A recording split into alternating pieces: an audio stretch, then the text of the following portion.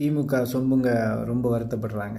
காரணம் என்னென்னா, ஐயோ நாங்கள் தோத்துட்டோமே, எங்கள் தலைவர் தோத்துட்டோமேன்னு. நீங்கள் எங்கே தோத்திய? நீங்கள் தான் வெற்றி பெற்றிருக்கீங்களா? உங்கள் சொம்பு தானே அங்கே இருக்குது. உங்கள் ஈர வெங்காய சொம்பு தானே இப்போ வெற்றி பெற்றிருக்க விஜயும் தூக்கிட்டு இருக்காரு.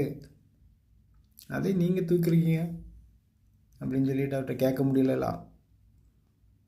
அதனால் நீங்கள் தான் வெற்றி பெற்றிருக்கீங்க.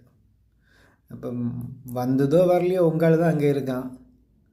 நீங்கள் ஒரு காரியம் பண்ணுங்கள், அந்த சொம்பை வச்சு இனியாவது சமூக நீதி, 50 விழுக்காடு மகளிருக்கு இடஒதுக்கீடு, அப்புறம் என்ன சாராய கடையை மூடுதல், மது ஒழிப்பு கொள்கையில் உங்களால் முடிஞ்சதில் என்னெல்லாம் சாதிக்க முடியுமோ சாதிச்சு பாருங்கள். நீங்கள் தான் இப்போ எதிர்கட்சி ஆகிட்டியா இல்லையா? நீங்கள் இப்போ பேசலாம் இல்லையா டாஸ்மாகை மூடணும்னு? அப்புறம் உங்களால் ஒழுங்காக கல்வி கொடுக்க முடிந்திருந்தால் ஏன்டா இப்படிப்பட்டவன் எல்லாம் வரப்போகிறான்?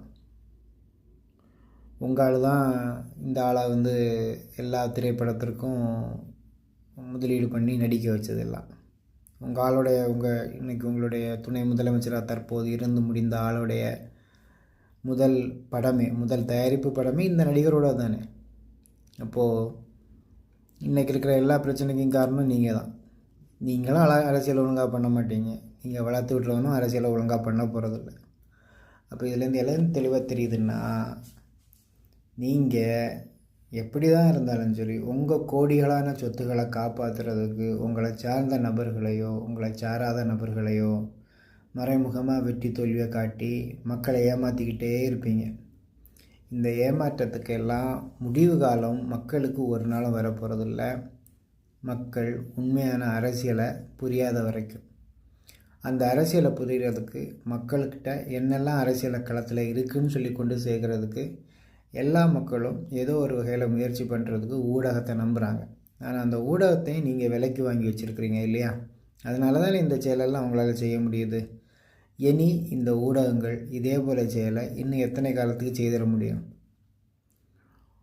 போய் சீக்கிரம் வெற்றி பெற்றுடலாம், இலவசத்தை காட்டி நம்பிக்கையை வர வச்சிடலாம். ஏன்னா இந்த மக்கள்கிட்ட எதுவுமே இல்லையே.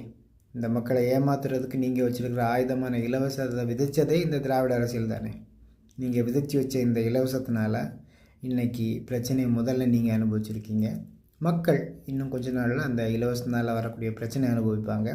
இருக்கிற கடன் தொல்லை இன்னும் அதிகமாக போகிறத பற்றி உள்ள சூழலை எப்படி தவிர்க்கலாம்னு சொல்லிக்கிட்டு ஒரு அரசியலை சிந்திங்க. திராவிட கட்சியும் அஇஅதிமுகவும் சேர்ந்து.